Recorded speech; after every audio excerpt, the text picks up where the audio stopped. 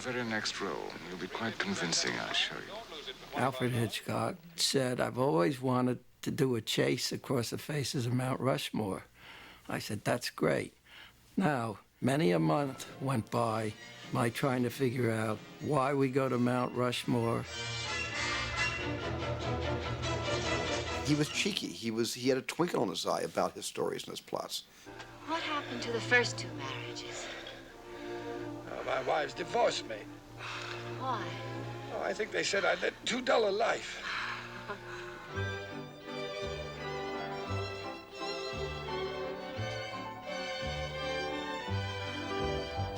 It's a crime, really, to see a David Lean film on even a big, small screen.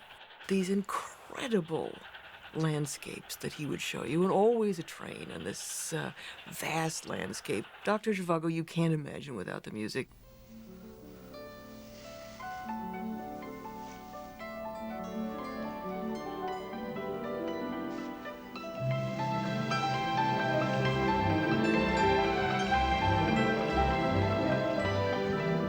When Omar Sharif is showing Julie Christie, you know, the snow. You were like a little kid in that shot. You know, there was Omar, and there was Julie, and there was you. Ho, ho, ho!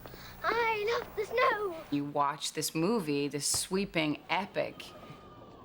At the end, it just kills you. You said it wasn't suicide. Check. You said it was murder. Check.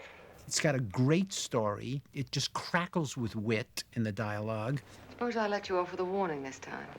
Suppose it doesn't take. Suppose I have to whack you over the knuckles. Suppose I bust out crying and put my head on your shoulder. Suppose you try putting it on my husband's shoulder. That tears it. Barbara Stanwyck never better. Fred MacMurray, underrated, great actor. Getting performance. Edward G. Robinson, my favorite actor. A guy takes out an accident policy that's worth $100,000 if he's killed on the train. Then 2 weeks later, he is killed on the train. And not in the train accident, mind you, but falling off some silly observation car. Do you know what the mathematical probability of that is? 1 out of, oh, I don't know how many billions. Where's Mom? William Wyler is a giant, and The Best Years of Our Lives is a giant film. Who's that at the door, Peggy? When Frederick March comes home and he stops his children from saying anything until he sees Myrna Loy.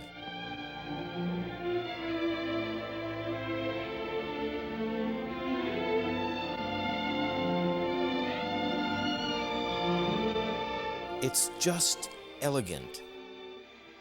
It was the only film that I know of that really told that post-war experience. I look terrible. Who says so? The movie taught us a lot about how America treats veterans. Harold Russell, a Navy veteran who loses both arms, comes back and wins Best Supporting Actor, literally playing himself. All right, I'll show you. Take a good look. I didn't do anything, Homer. It was only...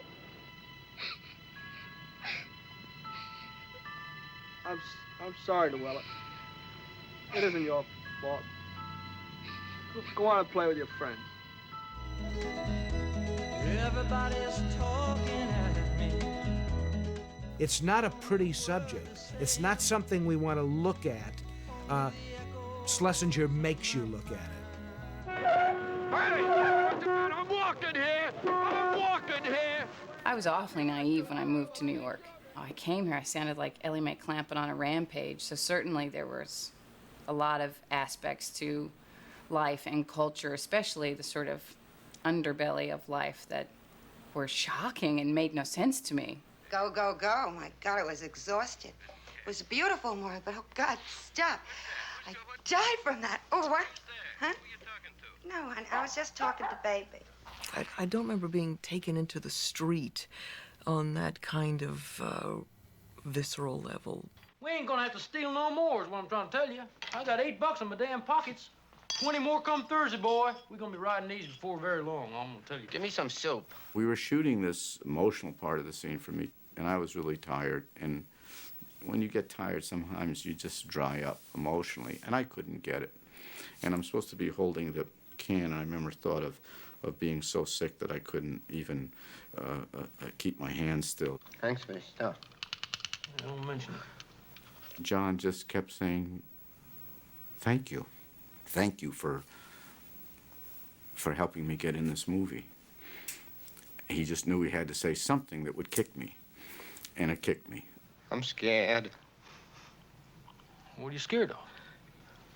You know what they do to you when they know you can't. When they find out that you can't walk. Oh, Christ.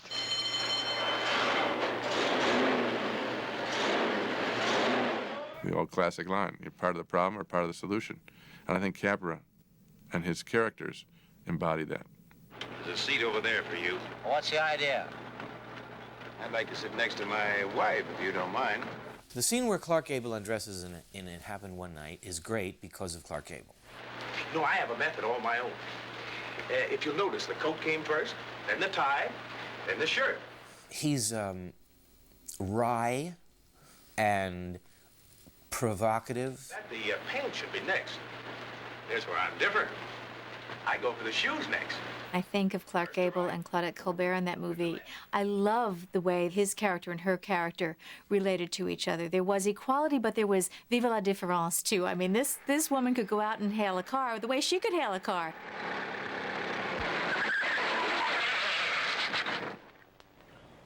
Atticus, do you defend niggers? Don't say niggers, Scout. To Kill a Mockingbird, probably the first film to begin to confront the moral imperative of this country of race, discrimination, bigotry. Brilliantly brought to the screen by Robert Mulligan, the director. Tom, did you rape Mayella Ewell? I did not, sir. You know, Atticus is this great lawyer.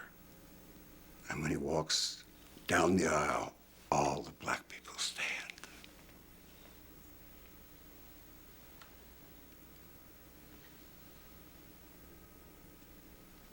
I'm sorry, it makes me cry. My father was a sheriff for 20 years in the South. And I don't understand that colorblind thing. I don't understand prejudice. I've never had it. I never knew it. I wasn't born with it. I wasn't taught it. Miss Jean Louise, stand up.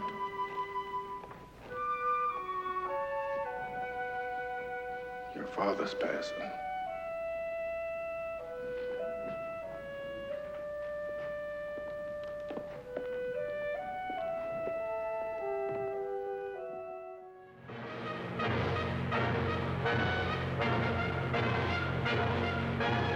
I loved Gary Cooper as a small boy. To me, he was the most realistic of all heroes. He did something that he thought was right. They're making me run. I've never run from anybody before. I don't understand any of this. Well, I haven't got time to tell you.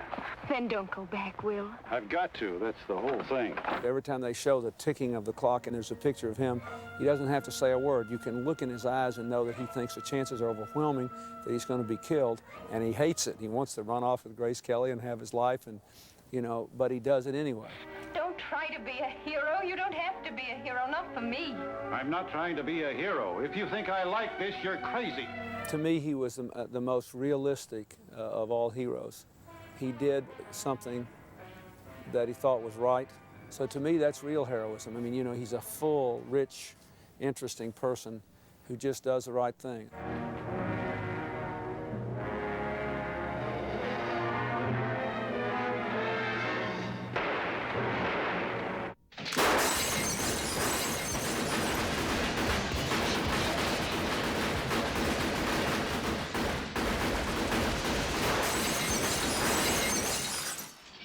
I'm furious at Francis Coppola, because whenever I go down my list of the 5 greatest American movies, he's got 2 of them. I think that the greatest single moment of screenwriting I've ever seen is in Godfather 2. De Niro is running from rooftop to rooftop, about to become a murderer. It's one of the existential moments. His life will be changed forever. And the moment that he's changed his life forever to take care of his son, he's destroyed his son. Senator, we're both part of the same hypocrisy. But never think it applies to my family. That is a movie about a family. Familia. It was an abortion, Michael. It was a son, and I had it killed because this must all end. La-di-da, la-di-da, la-la, yeah. I saw Annie Hall, which is, I guess, 1977. The whole sequence where Woody Allen goes back to, to visit Annie's family. I've had that feeling many times with many girlfriends. Got some nice picture frames. We really had a good time. And Annie Hall, I decided that I would relax a little bit and try and get the audience interested in the story so I didn't have to have a relentless parade of jokes. Well, the universe is everything, and if it's expanding, someday it will break apart, and that will be the end of everything. What is that your business? He stopped doing his homework. What's the point? All of his movies are so great, they're so interesting, whether they're really depressing or screwball comedies. Get out of here with that thing.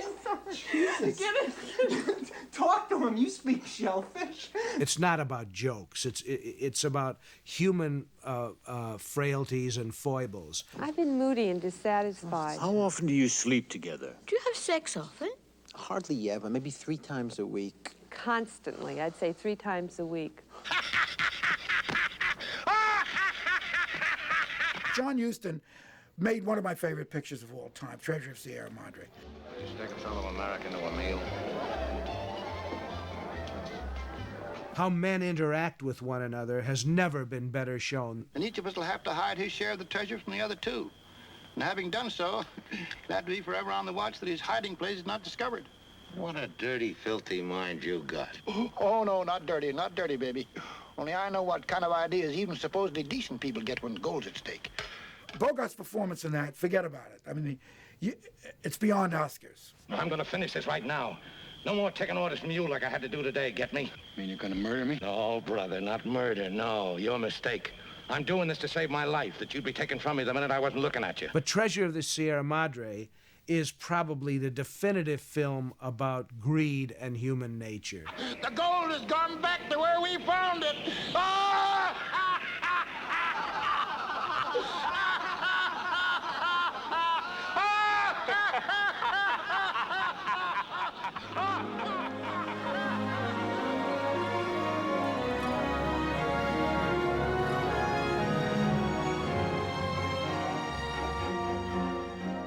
Not that I mind a slight case of abduction now and then, but I have tickets for the theater this evening. I'm not going with you.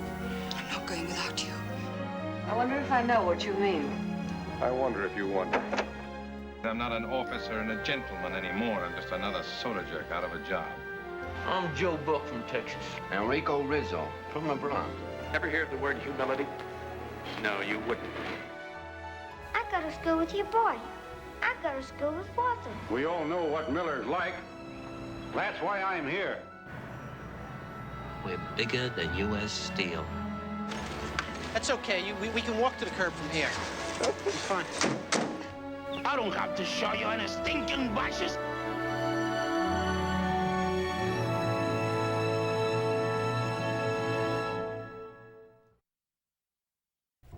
Great films stand the test of time. They're as fresh today as they were when they first appeared. These next 4 movies capture this timeless American spirit, celebrating independence in a chaotic world that searches for peace and harmony. Liberty is too precious a thing to be buried in books, Miss Saunders. Men should hold it up in front of them every single day of their lives and say, I'm free to think and to speak. Mr. Smith Goes to Washington took people into the Senate chamber. They got to see how the Senate works. Here you are, Senator. Not a bad desk either. Daniel Webster used to use it. It was good triumphing over evil And it was a known evil, a recognizable evil, and a known and recognizable good. It was us. There was no great leap to be made. This was me standing up in the Senate and saving the world. You think I'm licked? You all think I'm licked? Well, I'm not licked.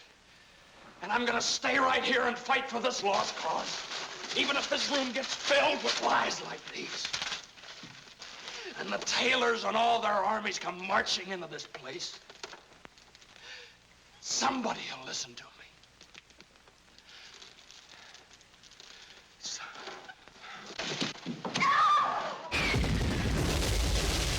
Even the very best filmmaker and even the very best actors can only capture a small glimpse of something like the Vietnam War, what it was like, what it was really like. I love the smell of napalm in the morning. As opposed to what others may think it was like. Smells like victory. Vietnam was such a green jungle hell that it's impossible to separate very strong feelings from deep inside one's heart for anybody who witnessed it. You got us in this mess, and now you can't get us out because you don't know where the hell you're going, do you? Do ya?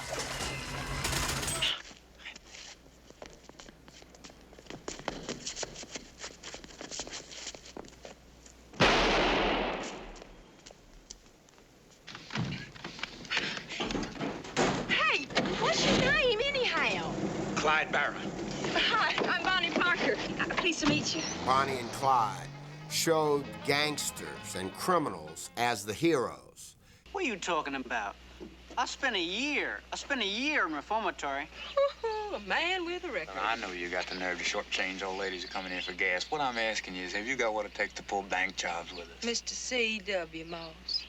Watching Bonnie and Clyde I think it was one of the first movies that I had ever experienced violence, romanticized violence. And yet, by the time this movie got to the final scene, I had already gotten to know these people. I knew their motives. I understood where they came from, why they were where they were, independent of their actions. And then to see their lives be ended in such a violent fashion, it felt fitting. But I was sad. Now then, Dimitri, you know how we've always talked about the possibility of something going wrong with the bomb. When I saw Dr. Strangelove, it cut pretty close to the skin. What that film did was made you aware of what might be.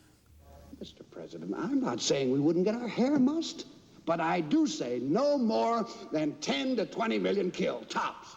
Peter Sellers just put out so much out there. And, the idea of a guy playing these multiple roles.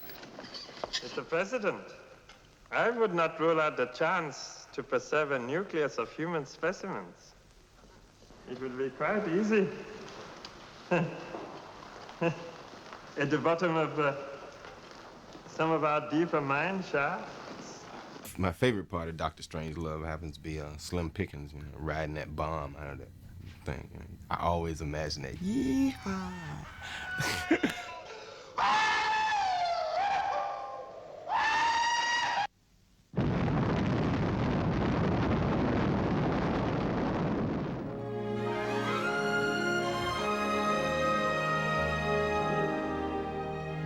Great principles don't get lost once they come to light. They're right here. Who's the commanding officer here? Ain't you? And this here's Mr. Clyde Barrow. We rob banks. I'm just calling up to tell you something terrible has happened. 3 decades ago, this country officially recognized the importance of the motion picture as an art form by creating the American Film Institute. As the proud guardian of our nation's film heritage, the AFI is indebted to all of the writers, directors, musicians, actors, studios, and music companies who cooperated to make this event possible.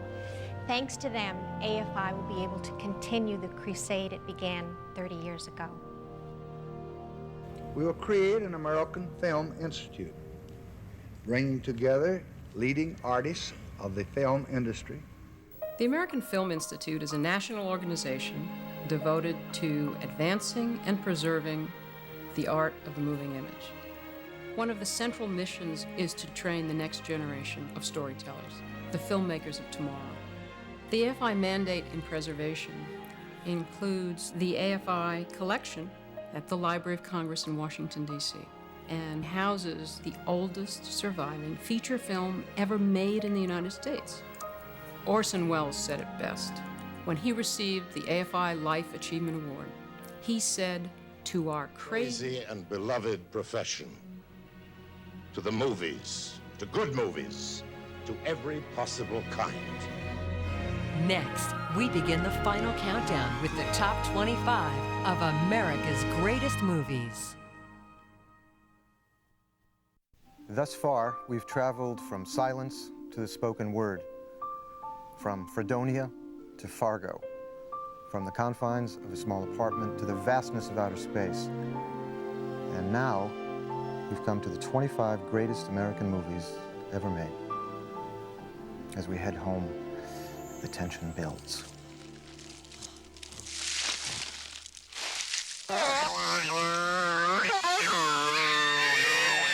E.T. is just so glorious. It's that connection with the spirit that we all make, or that we all should make, and it's so easy to make it in E.T. You just fall in love with that character. And it's so completely compelling, and it just works. It works.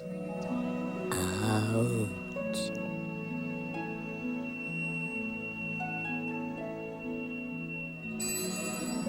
To me, it was like universes were connecting. I realized that there must be something greater going on. That's what I felt. Whether it's true or not, I felt like we're really not alone here. E.T. I love you. Steven Spielberg does what a director's supposed to do. He tells a story and moves it along. He is a terrific storyteller. E.T. phone home. Phone home. Does this mean they're coming? Yes. I have always envied filmmakers like Scorsese, who make quintessential Scorsese pictures. Lamana drives both hands in the head. Hurts Robinson again. Hooks the left hand of the jaw right to the body. Robinson comes back with a right on the nose. Lamana drives him across the ring. A left and a right to the head. A hard left hand to the body, and Robinson is driven out of the ring for the first knockdown of his career. One of the things that Marty did in that is to take real lower-class citizens and finding a human essence in them. That's part of all of us. Boo-boo, you're the boo-boo kiss. Make it better. It's a testament to the human heart, to human courage, and to the honesty of the human spirit, which is sometimes not always angelic. Sometimes it's dirty.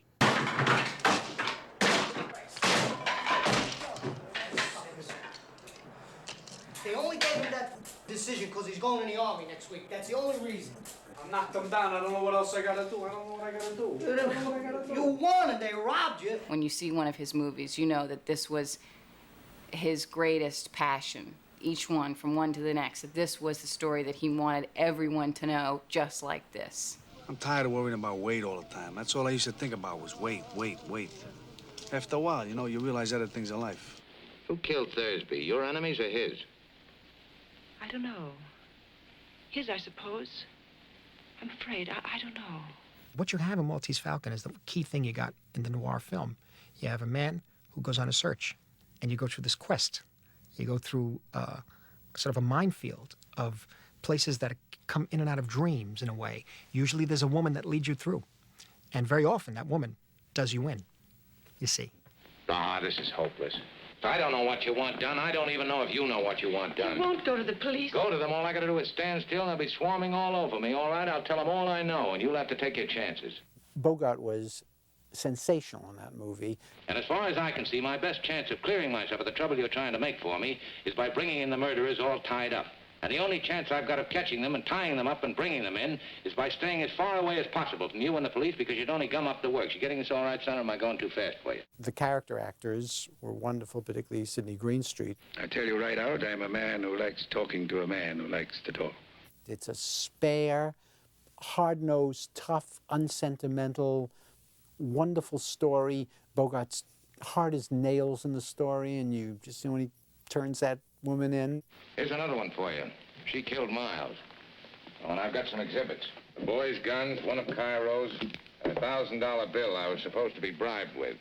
And this black statuette here that all the fuss was about. He says, what is it made of? He says, it's what is the Maltese Falcon? It's the stuff dreams are made of.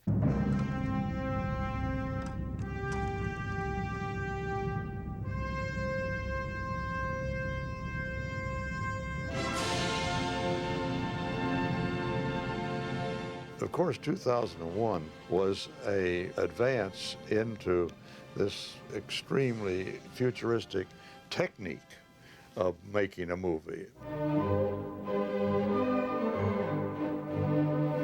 My favorite villain in a movie? HAL 9000. And of course, what is the villain in HAL 9000? Is it the machine, or who made the machine, or the power that we've ceded to the machine? The strength of all of the action that happened in 2001 was silence. It was like reading between lines. Open the pod bay doors, Hal. I'm sorry, Dave. I'm afraid I can't do that. Everybody would try to sit in the front row, and all you'd hear was, whoa, wow, far out. It was this kind of odd audience participation. 2001 makes me think about the relationship of the individual to the universe and to God. A film that says to the audience, we're not going to tell you how you should think about this or what you should think about it. Here it is, we leave it to you to come to whatever conclusions you may. There's something going on out there in the West, and I'd like to try and learn what it is. If you feel you got the room. My only favorite movie is Grapes of Wrath. As a farm kid, I mean, these are people that I knew. It didn't matter what ethnic they were, what color they were. These are people I knew, and every character in that story was a relative of mine. Ain't you gonna look back, Ma? Give the old place a last look? We're going to California, ain't we? All right, then, let's go to California. But that don't sound like you, Ma. You never was like that before. I never had my house pushed over before. Never had my family stuck out in the road. Never had to lose everything I had in life. John Ford showing how he could really make a very small, tight film about people in mid-America in the 30s, escaping the Dust Bowl and going to the dream of California and finding it isn't all it's cut out to be. Sure don't look none too prosperous. Grapes of Wrath has a lot of meaning for me because it's the everyday common person, you know, speaking out and not being heard, and saying the right thing and not having anybody listening. Fella ain't got a soul of his own, just a little piece of a big soul. The one big soul that belongs to everybody. The meeting was adjourned and the vote was closed. But the vote was 10-8. The chief, he's got his hand up, look. No, Mr. McMurphy. When the meeting was adjourned, the vote was 9-9. I was working as an attendant in the psychiatric hospital of New York when I read One Flew Over the Cuckoo's Nest, and I said, how does this author, Ken Kesey, know what this ward is like that I'm working in? We had a Nurse Ratched, and we had people that were, one or two people that were very much like Jack Nicholson. In fact, I was one of them, except I was an attendant. Ah, come on, you're not gonna say that now. You're not gonna say that now. You're gonna pull that henhouse now. When the vote, the chief just voted, it was 10-9. Now I want that television set turned on right now. He made us aware of what we call crazy and what we call sane, and the danger of calling an individual and calling individuality something that is nuts. What are we doing in here, Chief? Huh? What's us two guys doing in this place? The moment I remember from Cuckoo's Nest is the moment when he realized that they were all there voluntarily. Now, that's a moment. I'm voluntary here, see? I'm not committed. I don't have to stay here. I mean, I can go home anytime I want. You can go home anytime you want. That's it. You're bull. No. He's bull, right? No, Randall. He's telling you the truth. Louise Fletcher's the nurse. Generated such hate on my part. You take hate, you double it, put it into the sands of the ocean. You hated her. Aren't you ashamed? No, I'm not. The scene where Billy does not stutter for the first time. I was so happy for him that he had that moment in time. You know, Billy, what worries me is how your mother's going to take this. And it was devastating when he started to stutter again, because I thought, there's no chance now. No, don't tell my Don't you think you should mother. have thought of that before you took that woman in that room? I think the best living American screenwriter is Robert Towne. I think, you know, you could go to school for 4 years and just study Chinatown. There's no point in getting tough with me. I don't get tough with anyone, Mr. Geddes. My lawyer does. I thought, why don't we just do a story about a gigantic crime, water and power? The men who commit these crimes usually end up with their names on street markers or statues erected to them, as Mulholland has. Men who destroyed a way of life in California that had existed for 100 years.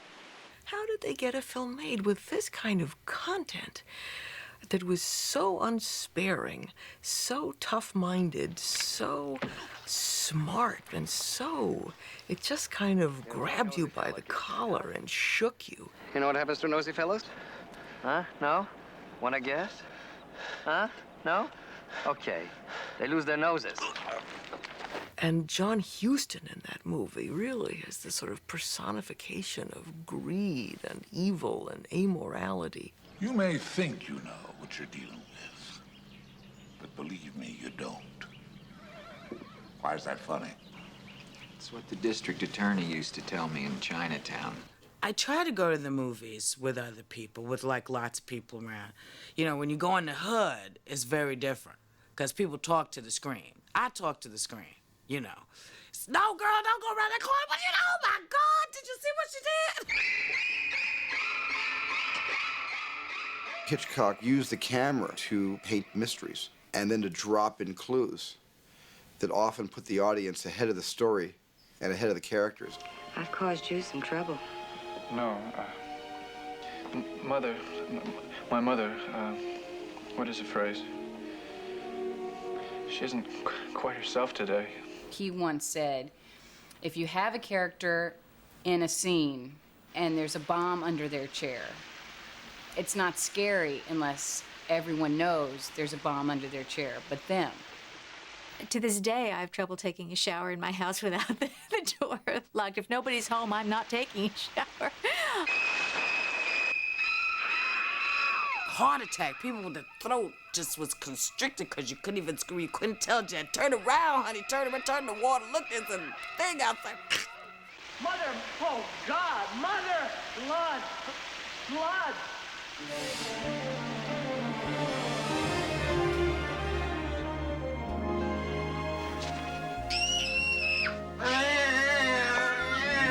La Mata. La Mata has won the fight. You stupid fathead, you. This mission is too important for me to allow you to jeopardize it. California, here we go. Juicy fruit. What's the matter with you? You're screwing just like a Chinaman. Well, a boy's best friend is his mother.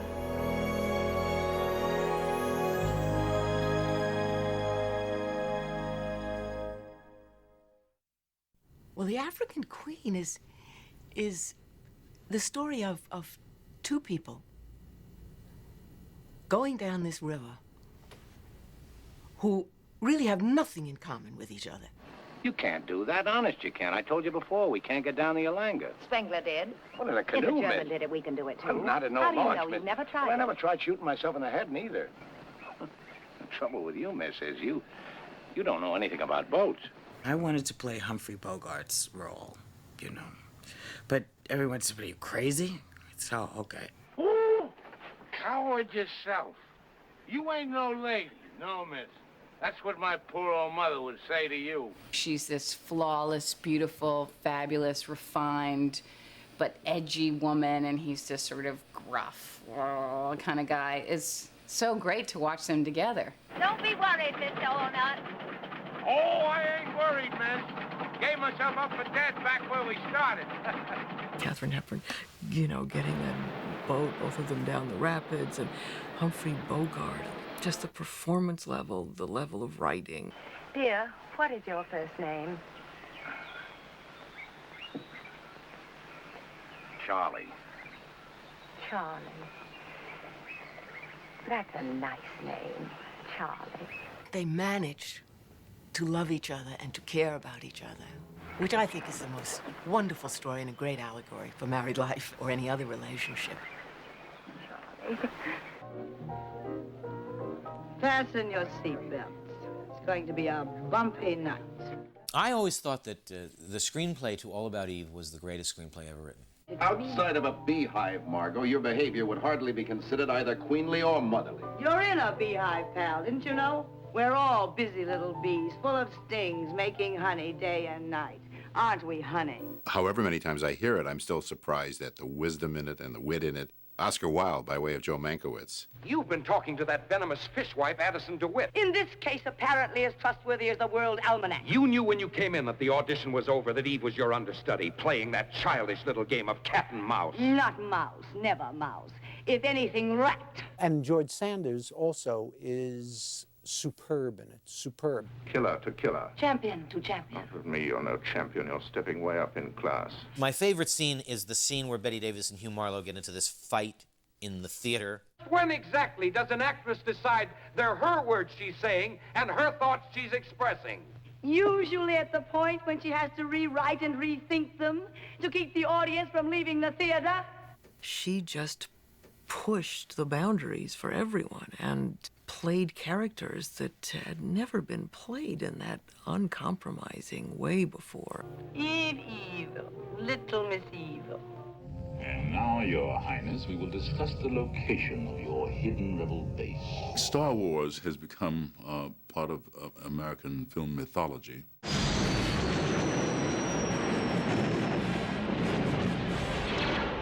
I remember seeing the trailers for Star Wars, and I was so psyched about seeing it. I was at the first screening in New York that morning, and it was the most incredible cinematic experience I'd had to date. I got him! Brave kid! Don't get cocky! As soon as they jumped into hyperspace, it was like I was part of that movie. It's like I was stuck to my seat. I could feel the G-forces. Like, okay, here we go. We're going. Boom. I was very affected by Star Wars because of the special effects. Those swooping shots going down to the Death Star were so vivid. I was fascinated by that. I thought, this is something I want to do. I thought I was going to be a special effects cinematographer. You're all clear, kid. Now let's blow this thing and go home.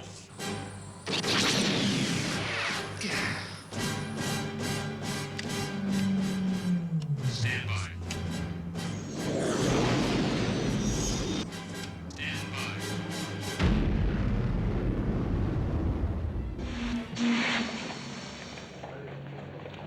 Look at that.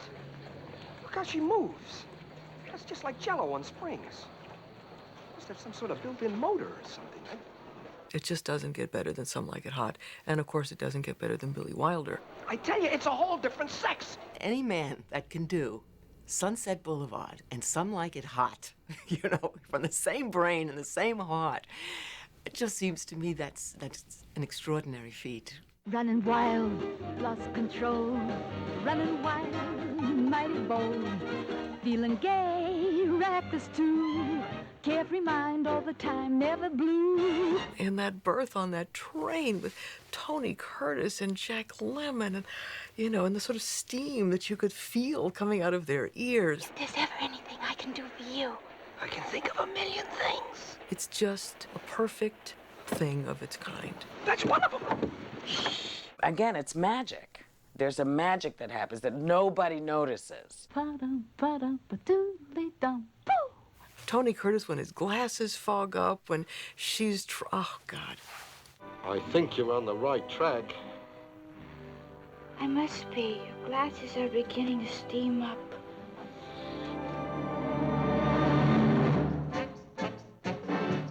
It's the best closing line of any picture I've ever seen. When Joey Brown and Jack Lemmon, who is still in drag, are going in that speedboat, and Joey Brown has just proposed to him, and Jack Lemmon gets wonderfully flustered and says, "But whoa, you don't understand." I'm a man. Well, nobody's perfect.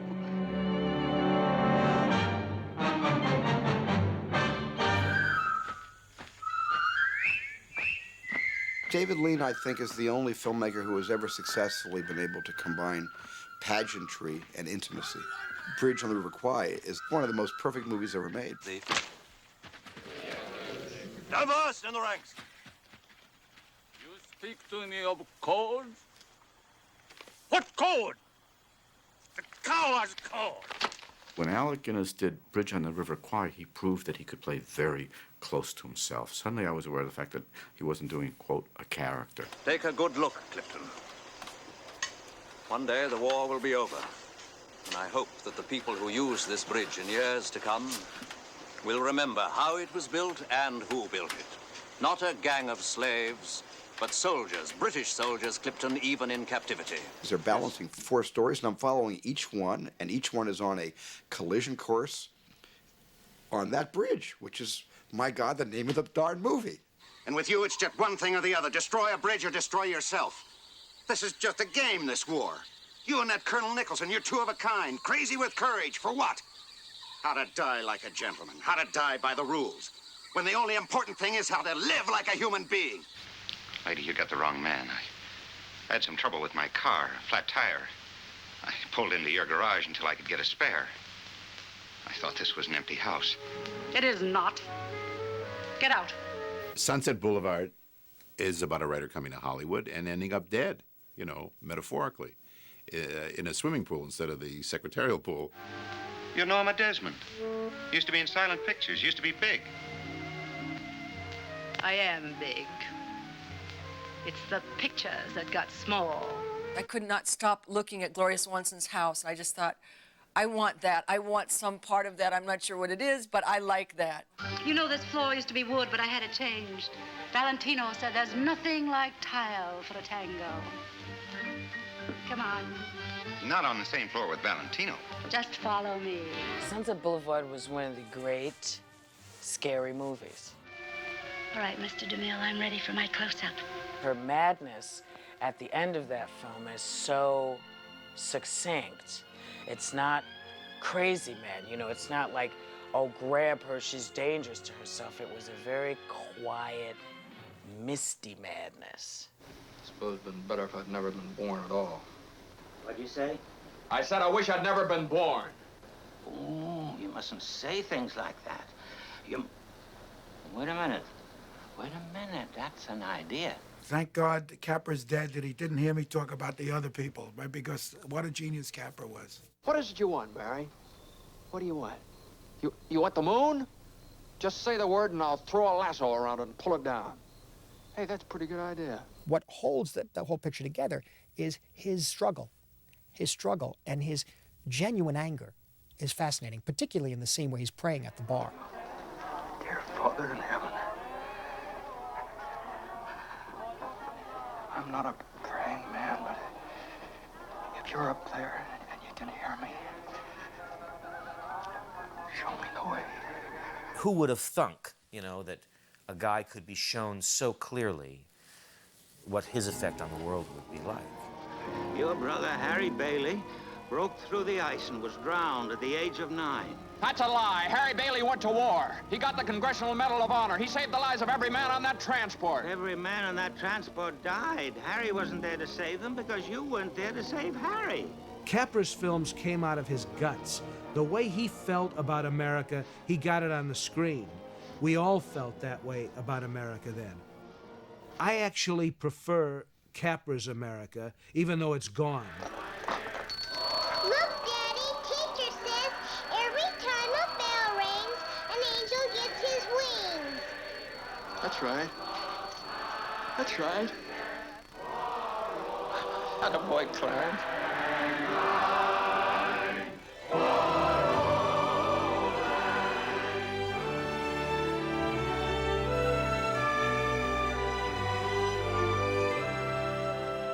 Do it, of course we can do it. Not that a man can't do it if he believes in himself. I want everybody to shut up about me. Just shut up about me. I think I'm melting. This is all your fault. Good night, honey.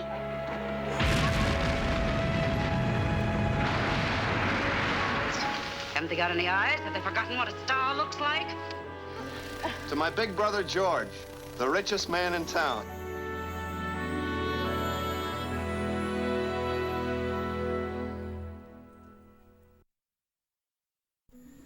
In the last century, 40,000 feature films were born in America. Imagine the difficulty of selecting the 100 greatest movies, let alone the top 10. But here we are. And remember, wherever your favorites rank, we're certain you'll agree that the next 10 movies represent the very best in American film. Good morning. Good morning. We've talked the whole night through. Good morning. Good morning to you. Singing in the Rain is the kind of film that could only be written, produced, and performed in America. Hot diggity, kids, it's a smash. Hey, Mr. Simpson? Don, Lena, you were gorgeous. Yeah, Lena, you look pretty good for a girl. For heaven's sake, what's the big idea? Can't a girl get a word in edgewise? It is so brilliantly done, and the pleasure of it gets so intense that really you become enormously moved. It was like watching Joe DiMaggio catch a fly ball. Make 'em laugh, make 'em laugh. Don't you know everyone wants to laugh? Donald O'Connor's dance should be put in time capsule. It's extraordinary.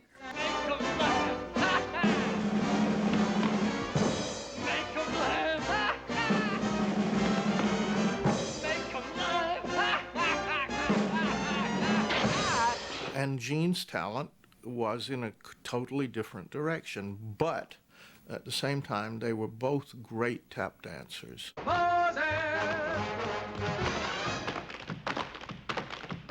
We joked with Arthur Freed, the producer, about the song Singing in the Rain. And we said, Arthur, we have an absolutely great idea for how we're going to do that number. And he said, how? I said, well, in Singing in the Rain, we're going to actually sing in the rain. Let the stormy clouds chase everyone from the place. Come on with the rain, I've a smile on my face. It's all enormous detail, down to where the puddles are going to be and when he splashes in them on what beat.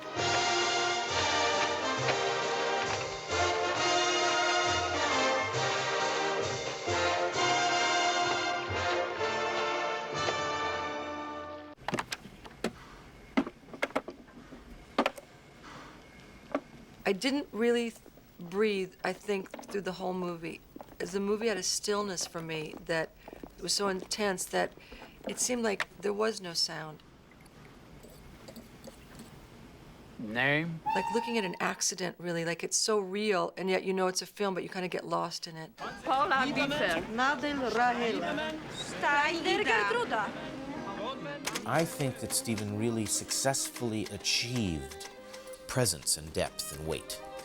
Somehow he got his actors to die differently than they do in any other movie. A shot in the back of the head and the person became lifeless. Shooter, here, my authority.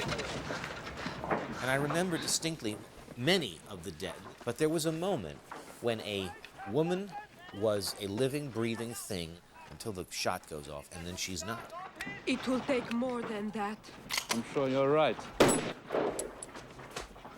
The Jewish girl walking down the street during the liquidation of the Krakow ghetto was so conspicuous. And the red dress certainly symbolized all the bloodshed during the period. And Oskar Schindler makes his own assumptions of how many more beside me know this is happening.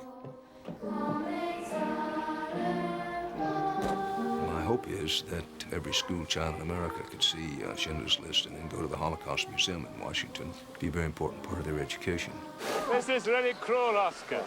You're giving them hope. You shouldn't do that. That's cruel. Come on, try and reach the far end. There are sequences that just stay with you forever, shots that just stay with you forever. The list is an absolute good.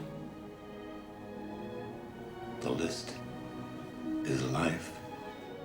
The first film that I saw where people really acted like people around me that I grew up with was On the Waterfront. All right, Lofting, Malloy, Hendricks, Krajewski, Westerfield. They were urban, working class, uneducated, you know, and Brando was the key. Give it to me! Huh? Give me that! What makes you so special? Oh, things are looking up in the dark. Recognize a dopey? That's Joey Doyle's sister. You give me that! You Joey Doyle's sister? Eva Marie Saint, by accident, dropped her glove. And Brando bent over, picked up the glove, and started putting it on. And other people behind the camera wanted to cut the scene. Oh, it's a mistake. He went on a camera. And Kazan said, keep it going, keep it going, keep it going. I can get home all right now, thanks. Hey, there's no get sore. I'm just kidding you a little bit. I just mean to tell you that you grew up very nice. That performance is so deep. It's so full. It really is the personification of all these sort of terms that actors throw around all the time with subtext and all this stuff. They're asking me to put the finger on my own brother. And Johnny Funny used to take me to ball games when I was a kid. Ball games don't break my heart. Movie legend had is that he complained to Elia Kazan that he could not take the scene seriously. He says, he's my brother. He takes a gun out. He says, how can I believe that my own brother would shoot me? I can't play the scene. And Kazan, in his genius, said, act that. Act the disbelief. And there you now have the famous Charlie. You don't understand. I could have had class. I could have been a contender. I could have been somebody. Instead of a bum. Which is what I am. Oh, God. Oh, let me out. Don't be nervous. Get away from that door. I want to say something first. Dear God. Benjamin, I want you to know that I'm available to you. And if you won't sleep with me this time... Oh, my God. If you won't sleep with me this time, I want you to know that you can call me up anytime you want and we'll make some kind of an arrangement. Oh. Did you understand what I said? Let me out. I thought it was the best, most wonderful, funniest script I had ever read because for the first time, a script was making fun of sex. Are you here for an affair, sir? What? The Singleman party, sir? Oh, yes, the Singleman party. Mrs. Robinson provided an opportunity to do the taboo thing, which is incest, without it being incest. It's not mom, but it's mom's best friend. Do you find me undesirable? Oh, no, Mrs. Robinson. I think you're the most attractive of all my parents' friends. I mean that. I find you desirable, but for God's sake, can you imagine my parents? Can you imagine what they would say if they just saw us here in this room right now? What would they say? I have no idea, Mrs. Robinson, but for God's sake. There's something very mean and selfish about that woman. Very angry. In order to keep Elaine away from you, I am prepared to tell her everything. He knew he was being used, and he couldn't stop from being used because at least somebody wanted him at a time when he didn't know what he wanted to do with his life. Where's that guy? What's he doing? Take care of him. He's too late. Maybe the young kids really do love each other, except I think that shot at the end when they're sitting in the bus, I think everything they did was out of rebellion. I honestly don't know if they love each other.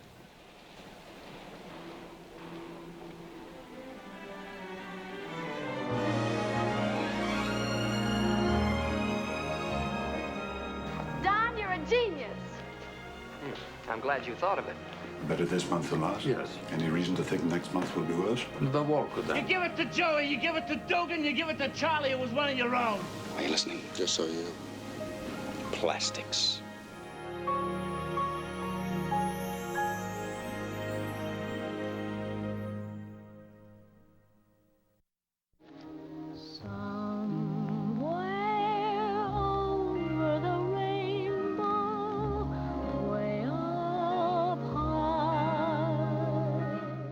You know, the Wizard of Oz only came on once a year. The CBS Eye would come up, you know, and then you knew. And if you had a black and white television, you never knew Oz had any color. I was an adult before I realized that there was some sort of shift. They should have gone to everybody's house and given them a color television for that night. I have a feeling we're not in Kansas anymore. I lived in the projects. I don't know what I thought would happen, but I wanted a tornado to come and take the whole project away. It never occurred to me that there was anything odd in Oz, because there were green people, so I just assumed that the black folks were there too somewhere. You know, East Oz or something. I'll get you, my pretty, and your little dog, too. It's so much a part of the culture, it's almost like you don't think of it as a movie. You just think of it as part of the fabric of our culture. Follow the yellow brick road.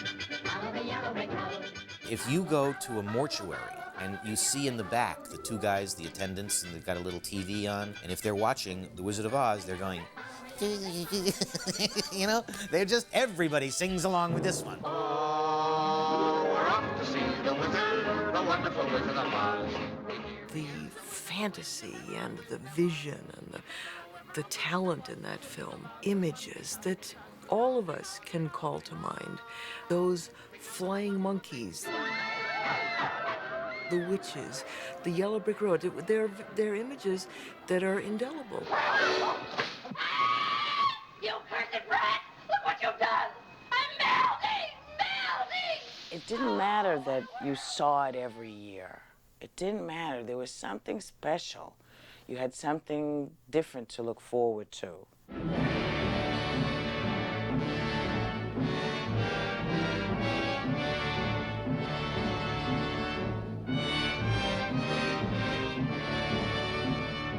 Lawrence of Arabia was the film that set me on my journey, you know. Made me go and get a stick and put a duffel on the end of the stick with a bunch of, you know, toothpaste and toothbrush and set off for Hollywood. Then when you're ready to go, hit her on the shoulder and say, hut, hut, hut. Hut, hut, hut! Little things like the camels at a wide shot leaving virgin tracks and wondering where was take two.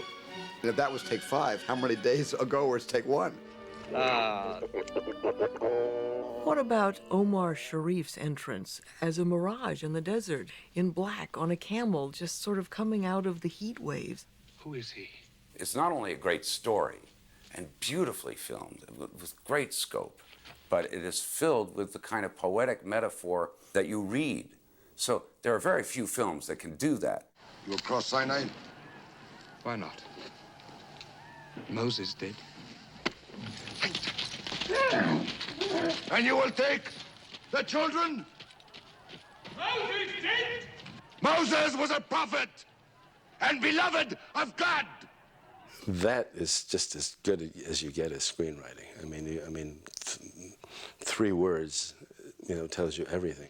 What is it, Major Lawrence, that attracts you personally to the desert? It's clean. I refuse to see Lawrence of Arabia on a home screen. The home screen is just not big enough to contain that film.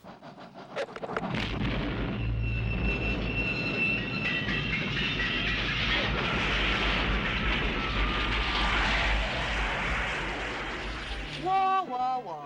This war talk's spoiling all the fun at every party this spring. I get so bored I could scream. Gone with the Wind is a perfect triangle where she thinks she loves one, but it turns out that she really loved the other. Sir, you are no gentleman. And you, miss, are no lady. Oh. But don't think that I hold that against you. Ladies have never held any charm for me. First you take a low, common advantage of me, then you insult me. I meant it as a compliment. And I hope to see more of you when you're free of the spell of the elegant Mr. Wilkes. You still have that magic of old Hollywood, and there's something that just unlocks that fantasy part of your brain when you see those images in that film. We'll have to make a dash for it before the fire reaches that ammunition. I became a Civil War buff from that film, and it also gave me my real strong appreciation for the land. When Scarlett's father says to Scarlett, says, "You're going to get Tara," and that land's the only thing that matters because it's the only thing that lasts. That had a lasting impression on me. Where shall I go? What shall I do? Frankly, my dear, I don't give a damn. Vivien Leigh was such a quivering intelligence and sensitivity and sexuality. Home. I'll go home. And I'll think of some way to get him back. After all, tomorrow is another day.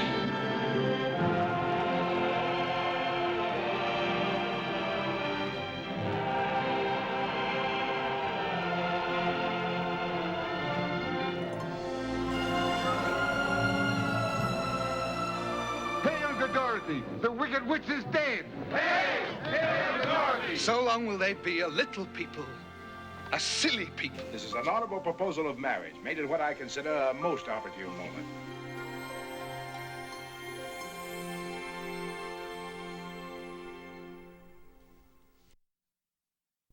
And then there were three stunning movies remaining in our distinguished list of 100.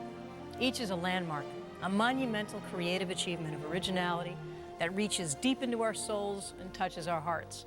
And each asks us to consider the foundation of family, the strength of individuality, and the power of loyalty and friendship. Good. Someday, and that day may never come, I'll call upon you to do a service for me. But until that day, accept this justice as a gift on my daughter's wedding day. Is it possible to give a movie a 10? Godfather's a 10. They're a classic saga of great writing, great acting, incredible lighting. Every performance is perfect. It's just unbelievable the way people talk about it and the way people remember every little thing and can recite the dialogue. Leave the gun. Take the cannoli. I don't think that there's an unreal false moment in the whole thing. Never tell anybody outside the family what you're thinking again. I know that we're not supposed to like them, but I did like them, and I liked that people were able to take matters into their own hands. What do you think, this is the Army where you shoot them a mile away? You gotta get them close like this, and bada bing, you blow their brains all over your nice Ivy League suit. Come here. Mwah! You're taking this very personal. We never look at those people as bad people. In their world, they're the good people. So we embrace that, and we embrace their values and how they take care of each other. I'm with you now. I'm with you. And it had a complexity of character. It had a wonderful story. It had resonance of truth, you know, about the family and what the unit of the family means. I never wanted this for you. I worked my whole life. I don't apologize to take care of my family. And I refused to be a fool. Dancing on the string held by all those big shots. What Francis Ford Coppola portrayed on the operatic side, the scope of that emotional experience and the visual was something I'll never forget. Don Corleone.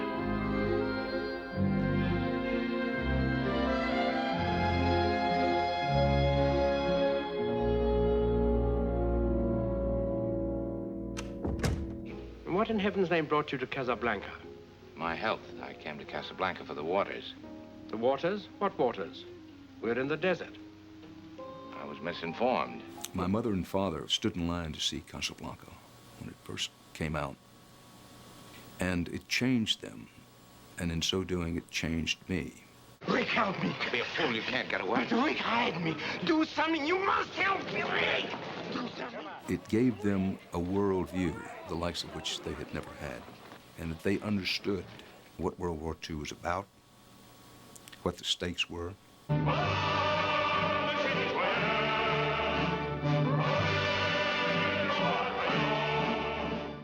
I once met Ingrid Bergman, and I asked her, when you're doing a great film like Casablanca, did you know while you were shooting it? She said, oh, my dear, it was a disaster.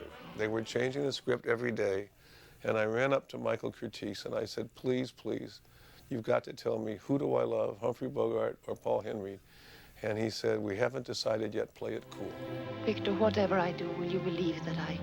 You don't even have to say it. I'll believe. Michael Curtiz never wasted a shot. He got out when the scene was over, and he came in just when the scene was getting interesting. If that plane leaves the ground and you're not with him, you'll regret it. Maybe not today, maybe not tomorrow, but soon and for the rest of your life. But what about us? We'll always have Paris. There is something going on between Bogart and Ingrid Bergman, which has such authenticity that you never tire of watching it. Ilsa, I'm no good at being noble, but it doesn't take much to see that the problems of three little people don't amount to a hill of beans in this crazy world. Someday you'll understand that. Now. He's looking at you, kid.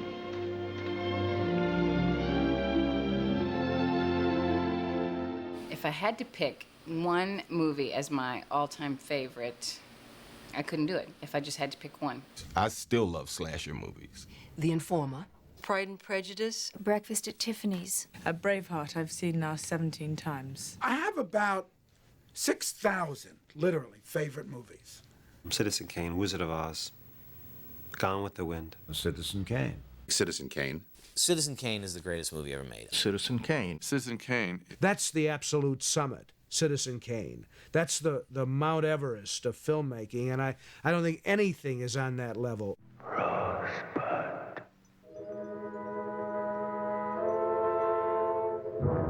I'm not going to end up like Citizen Kane did. I'm going to be nice to everybody, and I'm going to be philanthropic, and I'm just going to be loyal to my friends, because when I get old, I want my friends to be loyal to me. People will think what I tell them to think. You think you know it, but you always find out new stuff. For example, showing the ceiling because he lit behind it, and deep focus. You could show more in depth. Plus, the original title was The American, and it is a classic American story. We have no secrets from our readers, Mr. Bernstein. Mr. Thatcher is one of our most devoted readers. He knows what's wrong with every copy of the Inquirer since I took over. The reason that Orson Welles said, gee, act better in black and white was because the news was in black and white, and movies were in color. So what was real was in black and white. I made no campaign promises, because until a few weeks ago, I had no hope of being elected. Now, however, I have something more than a hope. He's full of surprises and full of treats. Behind every turn and every door, there's a new treat and a new invention and a new idea, and it's just an exhilarating movie. If you could have found out what that rosebud meant, I bet that would have explained everything. No, I don't think so. The enigma of it is Kane himself. You don't know him. You can't get to know him.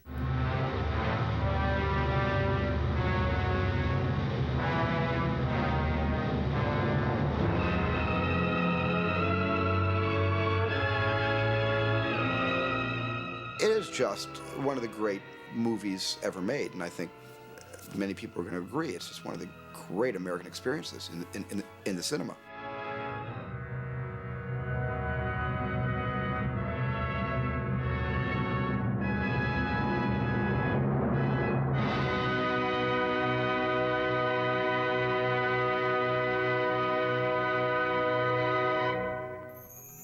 Tonight, we've taken a wonderful journey inside ourselves as we've identified with the people, stories, and dreams created by others. We've come to understand the spirit of our nation, the essence of our freedom, and the diversity of us as a people. It's been a great personal pleasure to have been part of this wonderful celebration. The 100 greatest American movies of all time. What a collection. Good night.